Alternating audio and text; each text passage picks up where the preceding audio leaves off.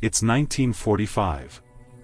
The war in Europe is winding down, and Anna, a young German girl raised on a steady diet of Nazi propaganda, has spent her whole life learning to despise Americans. She grew up in a quiet Berlin suburb, think cobblestone streets lined with flower boxes, and the rhythmic march of Hitler Youth parades.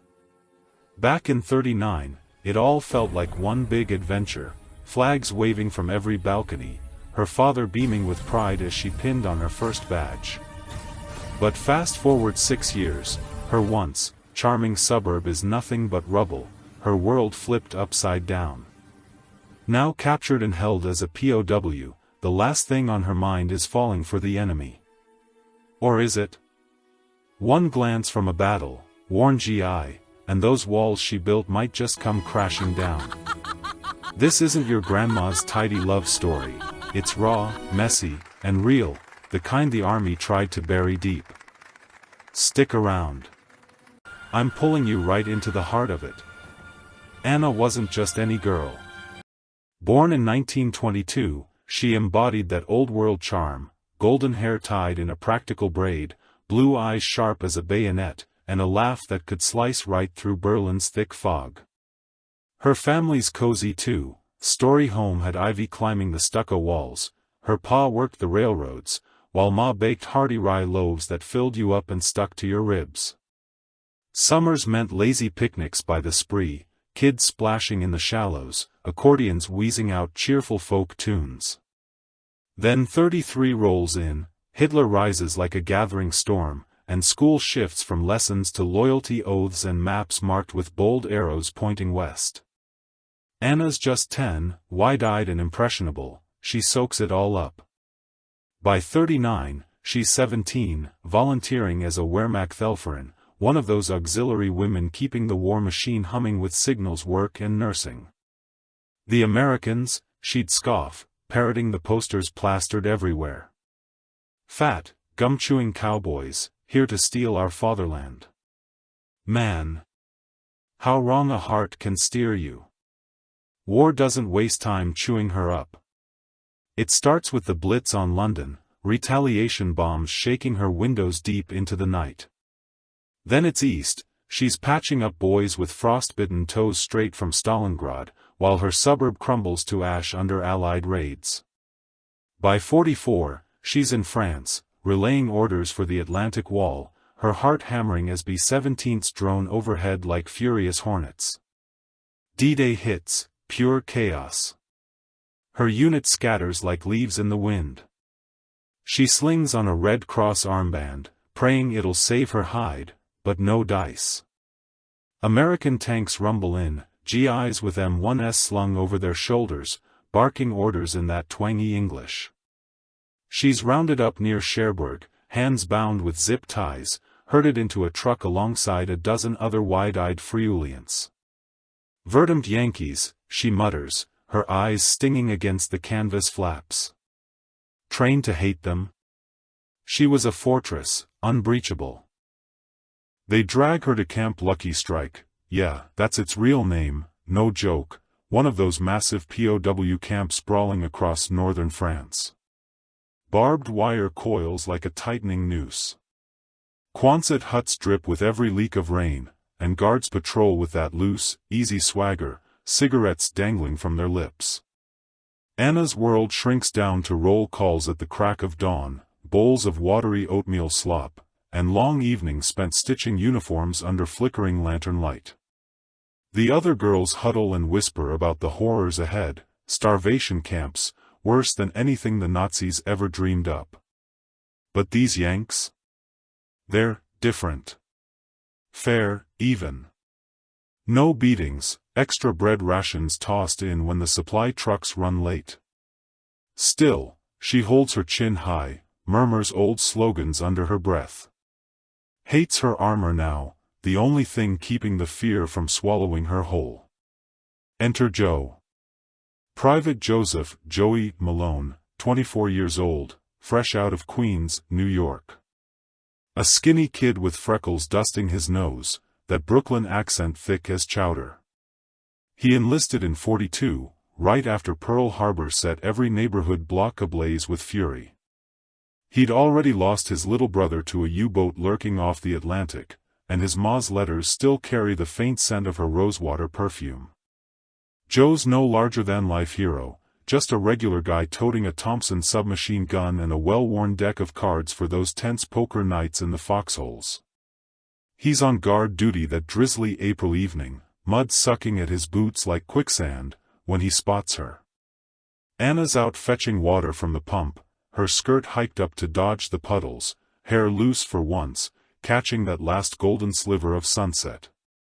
Their eyes lock, right across the wire, but it's like lightning splitting the sky. Joe's got this look in his eyes, not pity, not raw lust, just pure recognition. Like he's seeing the girl beneath the uniform, the one who used to picnic by the river, carefree and full of life. Anna freezes, water sloshing over the bucket's rim, and for the first time since the bombs started falling, she doesn't look away. What happens next? It's straight out of those Golden Age radio dramas, but way more real, and oh, so much messier. Joe starts lingering during his shifts, lobbing an extra apple over the fence with a grin. For the pretty Fräulein, he'd say, throwing in a playful wink, half to cover his own jangling nerves. At first, Anna bristles, Schwein, she hisses through clenched teeth, but she snatches the fruit anyway. Hunger's got a funny way of breaking down defenses, doesn't it?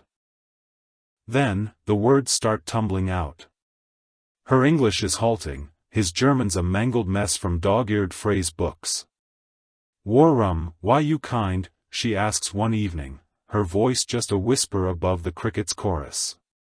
Joe shrugs, propping against his rifle. "War's hell enough already, no need to pile it on for folks like you." Folks like you. That simple phrase lodges in her mind, gnawing away at her doubts through the long nights. In the dim hut, she turns it over and over, questioning it all. Was her father wrong? The Führer? That hate she'd gulped down like so many bitter pills? They start stealing moments, Joe tucking notes under a loose board in the wire. Anna slipping back sketches of her old neighborhood, ivy twisting up stucco walls, kids' laughter echoing in the air. Love sneaks in slow, like fog drifting off the channel.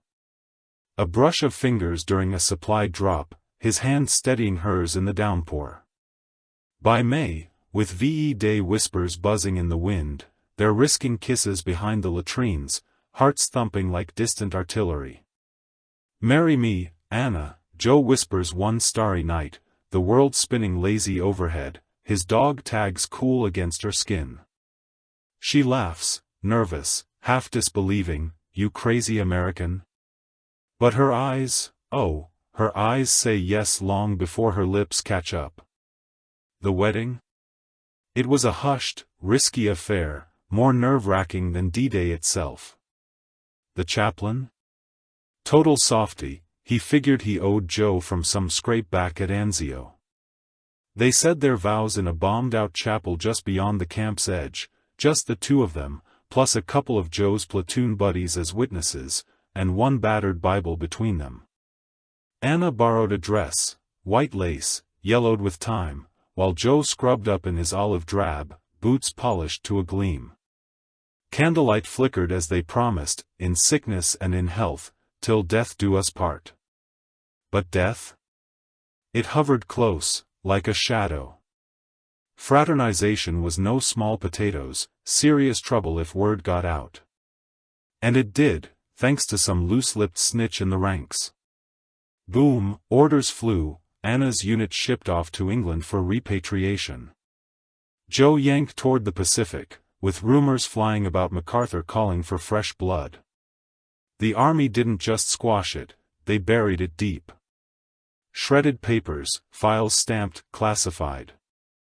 "We can't have GIs wetting the enemy," some colonel growled, pencil tapping like a ticking clock on his desk. Bad for morale, the headlines? Pure poison. Frustrating? That's putting it mild. Joe was kicking over bunks in a rage. Anna sobbing in the belly of a Liberty ship, waves slamming the hull like cold accusations. An ocean apart, and the war's so-called end just twisted the knife.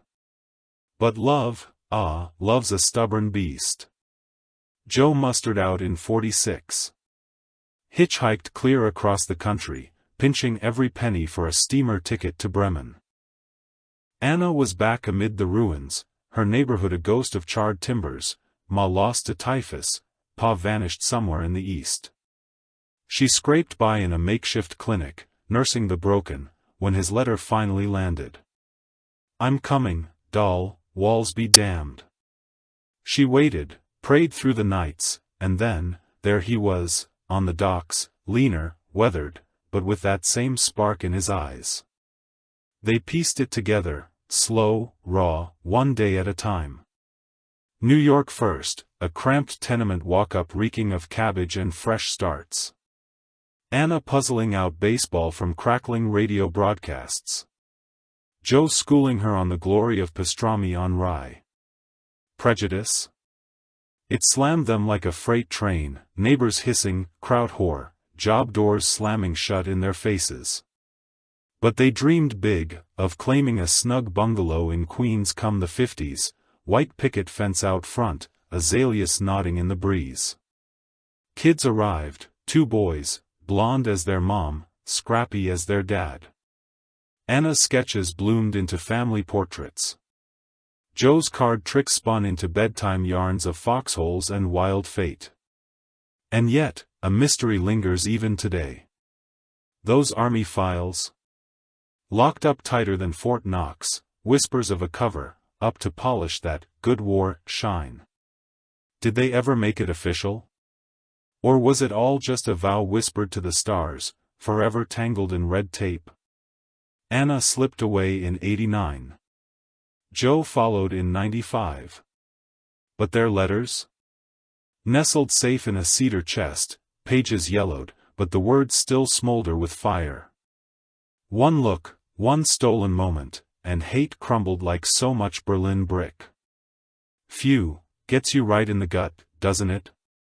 Pause for a beat, love in the foxholes, rising above the uniforms, the borders, all the garbage we let wedge us apart. It's a gut-check reminder, hate's something we pick up along the way, but love? That's wired into us from the start. So, what about you? Got a family tale like this, some forbidden spark flickering in the dark? Drop it in the comments. I read 'em all, Scout's honor on my dog tags. If this one hit home, smash that like button, and subscribe for more true slices of history with a pulse. We're unearthing the real stories, the ones Hollywood loves to sideline. Next week? A Rosie the Riveter moonlighting as a spy for Uncle Sam. Right under her boss's nose. The twist? You won't see it coming. Thanks for hanging in there, folks. Till next time, keep those walls low.